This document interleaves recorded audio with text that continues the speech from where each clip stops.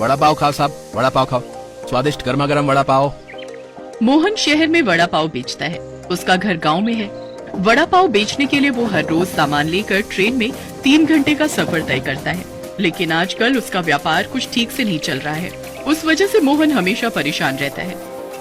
अरे मोहन, व्यापार कैसा चल रहा है तुम्हारा भाई? क्या बताएं साहब, कुछ खास नहीं।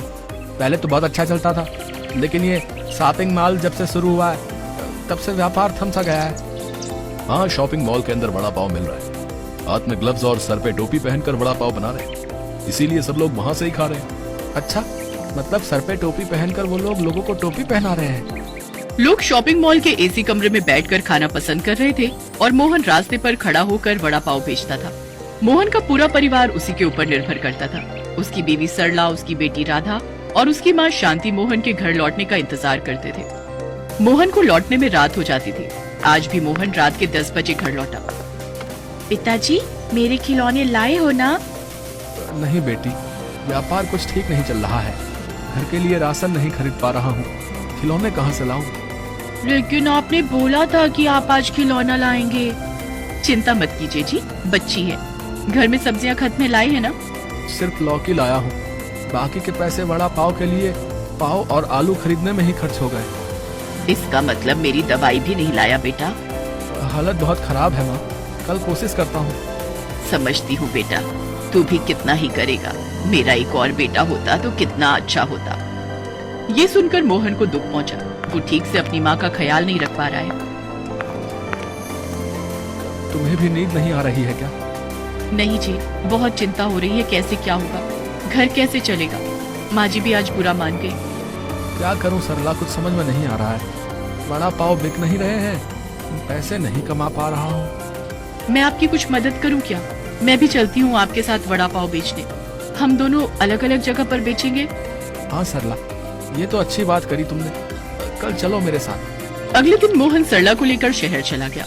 मोहन शॉपिंग मॉल के सामने वड़ा पाव बेचने लगा और सरला कुछ किलोमीटर दूर। लेकिन सरला के भी वड़ा पाव कुछ खास नहीं दिखे। वड़ा पाव खा लो, वड़ा पाव खा लो।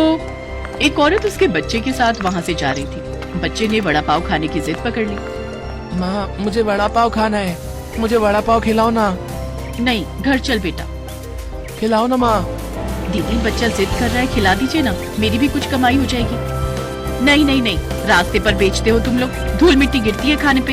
ये सब खाने से तबीयत खराब हो जाएगी। पैसे भी इसमें है ही क्या? आलू का वड़ा है बस, बिल्कुल बकवास। वो औरत अपने बच्चे को लेकर चली गई। सरला समझ गई कि ऐसे वड़ा पाव नहीं बिकेगा। रात को सरला और मोहन घर लौट गए। शांति गुस्सा करने लगी। बहू, इस उम्र में क्या मुझे घर संभालना पड़ेगा? क्यों, क्या हुआ माँ जी? तुम घर छोड़कर चली गई। घर की बहू में घर छोड़कर जाती हैं क्या? माँ, ये सब पुरानी बातें हैं। सरला मेरी मदद करने गई थी। हाँ, अब तो मैं ही गलत हूँ। तू अब बीवी का चमचा भी बन गया। हे भगवान, उठा लो मुझे, उठा लो। पिताजी, स्कूल में फीस देनी है। 1 हफ्ते का टाइम दिया है, आप भर दोगे ना? स्कूल की फीस? ठीक है बेटी, मैं कोशिश करूँगा। कोशिश? क्या आप मुझे स्कूल से भी निकलवाना चाहते हो?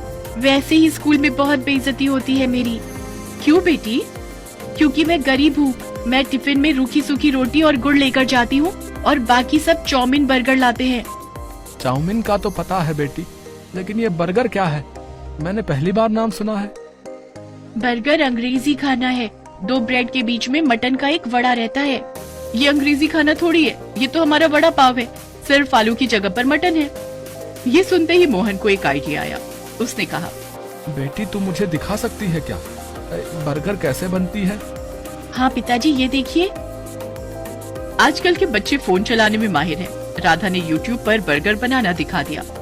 अरे ये तो सच में वड़ा पाव ही है। हाँ, वड़ा पाव का चचेरा भाई जो विदेश होकर आया है। मोहन ने सरला से कहा, सरला, लोग आजकल यही सब खा रहे हैं, इसलिए वड़ा पाव भी ज्यादा नहीं बिक रहा है। क्यों ना हम मटन कीमा पाव बेचें? लेकिन मटन कहाँ से आएगा? हमारे पास मटन खरीदने का पैसा कहाँ है? कुछ तो इंतजाम करना होगा सरला।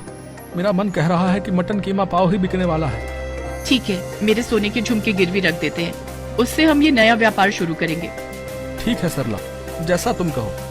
सरला ने अपने सोने के झुमके गिरवी रख दिए। उन पैसों से मोहन ने मटन और सारा सामान खरीदा और सरला को लेकर अगले ही दिन शहर से मटन कीमा पाव बेचने लग गया। नई चीज खाना है तो मेरे पास आओ, नई चीज खाना है तो मेरे पास आओ, मटन कीमा पाव, आओ आओ आओ। अरे वाह, बहुत अच्छा। मुझे एक प्लेट मटन कीमा पाव दो। जरूर जरूर। मटन कीमा पाव खाकर उस आदमी को बहुत अच्छा लगा और ऐसे ही कुछ दिनों में मोहन का मटन कीमा पाव शहर भर में फेमस हो गया। अब जहाँ शहद होता है वहाँ मक्खियाँ भी आ ही जाती हैं। थोड़ा सा फेमस होते ही मोहन के ठेले पर यूट्यूब फूड ब्लॉगर भी आने लगे। हेलो फ्रेंड्स, आप देख रहे हैं कि हम कहाँ पर आज आए हैं। हाँ हाँ, ठीक पकड़ा आपने, मोहन का फेमस मटन कीमा पाव खाने आए हैं हम। साथ में भाभी जी भी हैं। बहुत ही स्वादिष्ट मटन कीमा पाव है, आप लोग भी आ सकते हैं। मोहन का मटन कीमा पाव बर्गर से बहुत ही अच्छा है। कुछ ही दिनों में मोहन के पास पैसे ही पैसे आने लगे। गरीब मोहन बड़ा पाव वाला आज अमीर मोहन मटन कीमा पाव वाला बन गया। उसने बड़ा घर बना लिया। उसकी माँ भी खुश हो गई और बोली, तू मेरा अच्छा बेटा है, मुझे और किसी की जरूरत नहीं है। पैसा हो तो क्या कुछ नहीं हो सकता। मोहन ने बड़ा घर बना लिया और मटन कीमा पाव बेचकर खुशी खुशी जिंदगी बिताने लगा।